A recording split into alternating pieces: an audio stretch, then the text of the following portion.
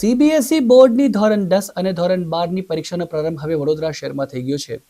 વડોદરા શહેરમાં 9 કેન્દ્રો પર 8,173 પરીક્ષાર્થીઓ પરીક્ષા આપશે, જેમાં ધોરણ 10ના 4,476 તો ધોરણ 12ના 3,697 પરીક્ષાર્થીઓ પરીક્ષા આપશે.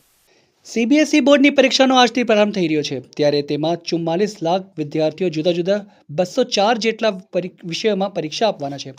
ધોરણ 10 થી 12ના પરીક્ષા 15 ફેબ્રુઆરીથી 18 માર્ચ અને 2 એપ્રિલ સુધી ચાલશે, જેનો સમય સવારે 10:30 થી 1:30 વાગ્યા સુધીનો છે. ત્યારે આ પરીક્ષા દરમિયાન કોઈ પ્રકારની ગેરરીતિ ન સર્જાય તે માટે સીબીએસઈએ નવી સીસીટીવી પોલિસી અમલમાં મૂકી છે.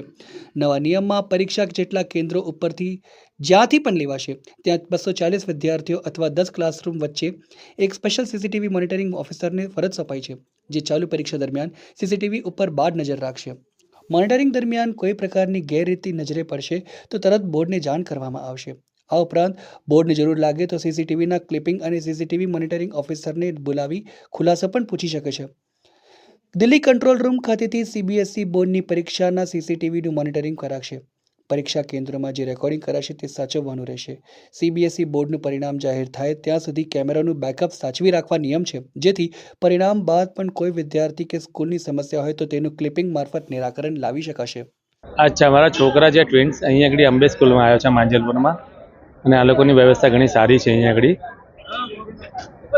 અને આજે ઇંગ્લિશનું પેપર છે.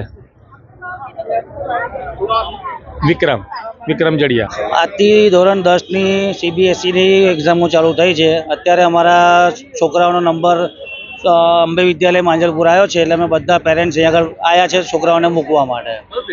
આજે ઇંગ્લિશનું પેપર છે છોકરાઓ માટે. એ તો આમ તો ગમે તે હોય, પણ આજે બોર્ડની એક્ઝામ એટલે લોકોને બીક તો લાગે છે, એટલે બધા પેરેન્ટ્સ સપોર્ટ કરવા માટે આવ્યા છે અહીંયા આગળ. તૈયારી તો રાત સવારે બી 5 વાગે ઉઠી જાય, રાતે 11-12 વાગ્યા સુધી વાંચે છોકરાઓ. અને દરેક પેપરની અંદર લોકોને રજાઓ છે, એટલે એમને થોડુંક બર્ડન બી વધારે છે કે ભાઈ 5-5 દિવસ રજાઓ મળે છે, પછી અમારે આટલું ભણવાનું. જે રીતના બર્ડન અમારા ટાઈમમાં હતું એના કરતાં વધારે બર્ડન અત્યારે છોકરાઓને પડી રહ્યું છે. આમાં મારું નામ પ્રશાંત ઠક્કર.